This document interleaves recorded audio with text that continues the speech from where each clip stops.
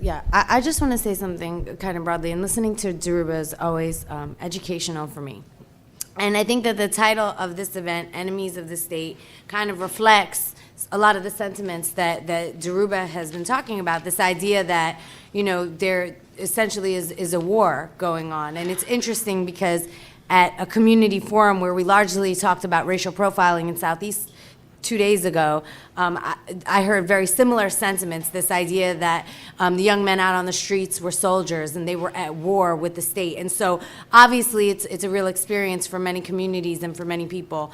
And so I think in that context, this idea that this state, which is at war with the community, using surveillance, in a sense, the only real option is to A, protect oneself, defensive strategies, and B, offensive strategies to surveil the state, to infiltrate. And so I think that's one approach. But from my perspective, I believe that there is, there's a place for struggle like the one that we're talking about, but also reconstruction and creating the sort of laws and the sort of society that we would like to see.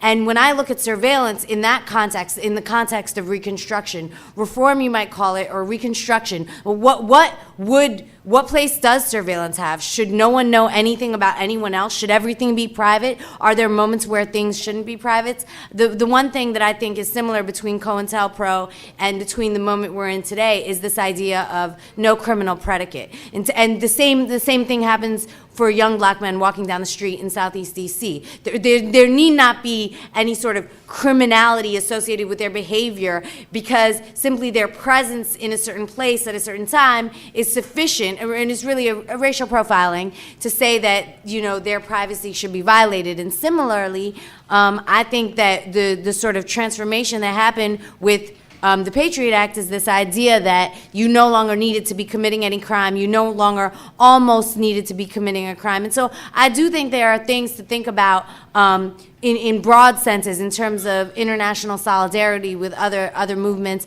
but also in terms of what fundamentally about our core values do these laws offend. It's not just about Facebook or Gmail. It's about some sense that one should be able to organize, one should be able to believe, one should be able to organize with other members of community to move society forward. And to what degree should any state, whether it be the government of the United States or the organizing structure in your political party, it doesn't matter. We should have ideas about to what degree those entities should be able to control our behavior. And I think that that's what this is fundamentally about. It's not just about the internet. It's sort of like a struggle within society, especially society where there's such vast power differences in terms of who should control the movements and the activities and the thoughts and the ideas of others.